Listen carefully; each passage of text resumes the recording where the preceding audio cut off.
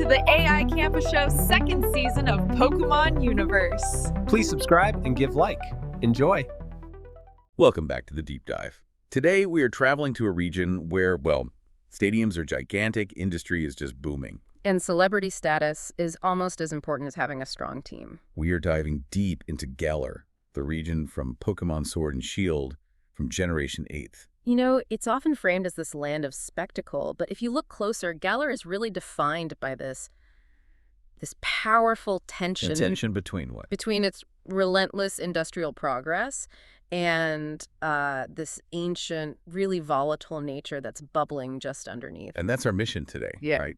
Galar is so clearly inspired by Great Britain, and we want to understand how it blends that history, that modern science, and the absolute spectacle of it all. And especially how it all ties back to the power source that fuels everything, Dynamax energy. Yeah. What's so fascinating is how unified the theme is. I mean, in a way we haven't quite seen before. The factories, the railways, the huge cities, it's all literally powered by an energy source that's also tied to its deepest, most catastrophic myths. The setting's the conflict. Exactly. So let's start with that setting, the geography of progress. When Galar was introduced, the UK inspiration was, well, it was obvious. Oh, absolutely. The industrial cities, that misty countryside, the snowy highlands, it's all there. But it's the structure that really matters. How so? Well, Galar is structured almost vertically, and it represents a walk through historical time. You start your journey in a place like Postwick, this quiet, rural It village. feels very safe, very Yeah. traditional. It symbolizes that comfortable past. And then as you travel north, you're basically moving through centuries of history all at once. You hit these massive industrial hubs like Hammerlock. Which is defined by that huge power plant right in the middle of it. Right, before you eventually reach the modern cosmopolitan capital, Winden, it's all skyscrapers and stadiums. So that journey from farms and mines to modern stadiums, it hammers home that core theme of Galar. Ambition and progress. Yeah. The whole landscape is shaped by the human will to build, to expand, to control.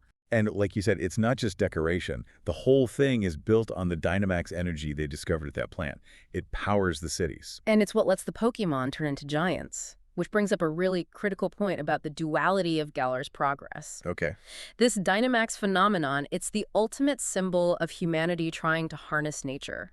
It offers immense power, immense prosperity, but it's rooted in this ancient, chaotic energy. So there's always a risk. A huge risk. It's almost a perfect metaphor for industrial overconfidence.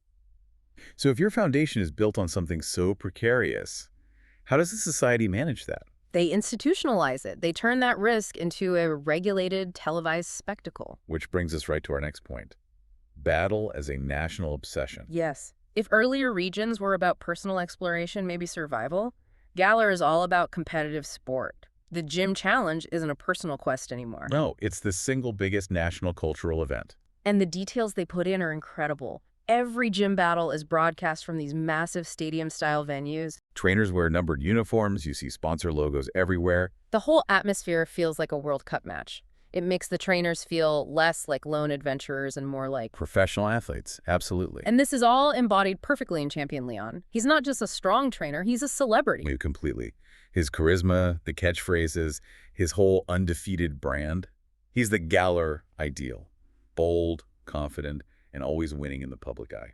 But you have to wonder, does that overwhelming focus on celebrity and structure, does it distract from the core of what Pokémon training is about? That's a great question. The region seems so obsessed with the league that it almost forgets the natural world. And that's precisely why the wild area was such a brilliant design choice. It served as a necessary escape valve. Right. It was the first truly open, explorable space in a main series game. It was full of unpredictability. Roaming Pokémon, changing weather cycles, those cooperative raid battles. It was the wildness that Galar tries so hard to regulate with its stadiums, but can never fully contain.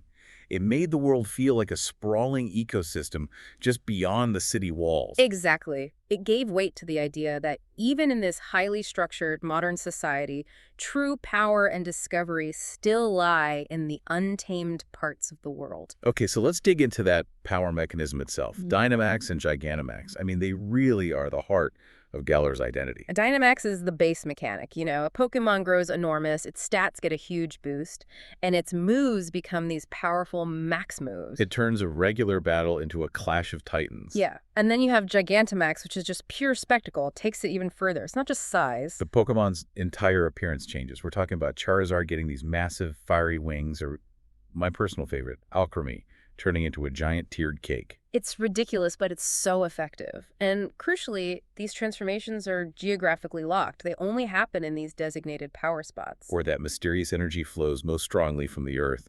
The spectacle is literally tied to the ground beneath their feet. And that energy flow isn't new. Which of course brings us to the lore, to the darkest day. Every region has its foundational myth, but Galar's is so directly tied to the source of its modern power. The darkest day was an apocalyptic energy surge, a catastrophic event that nearly destroyed the whole region. Caused by the monstrous Pokémon, Eternatus.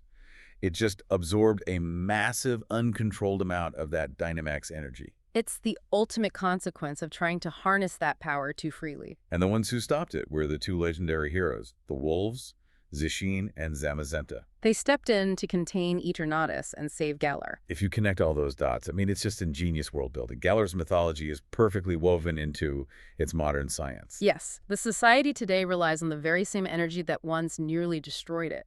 And yet they treat it like a televised sport.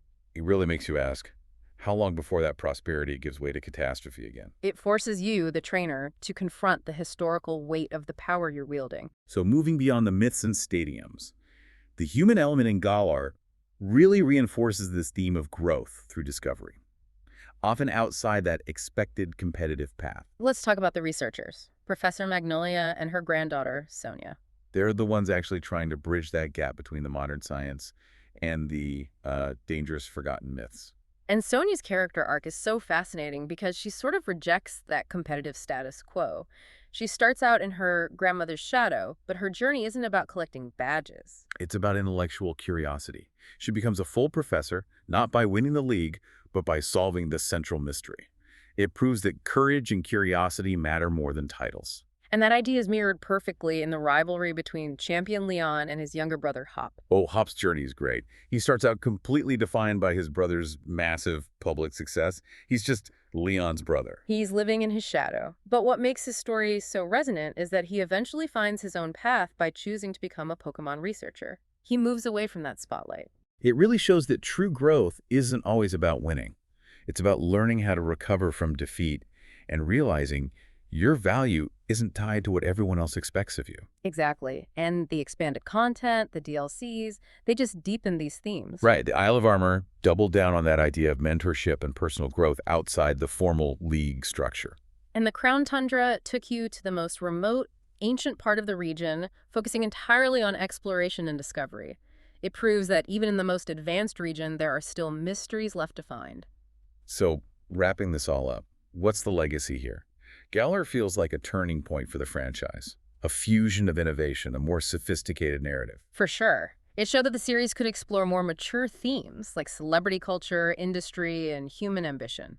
It successfully navigated that difficult balance between progress and history, between technology and the chaos of nature. It used its UK inspiration, that landscape of the Industrial Revolution, to build a world where the past is always influencing the present. So here's your final thought to take away.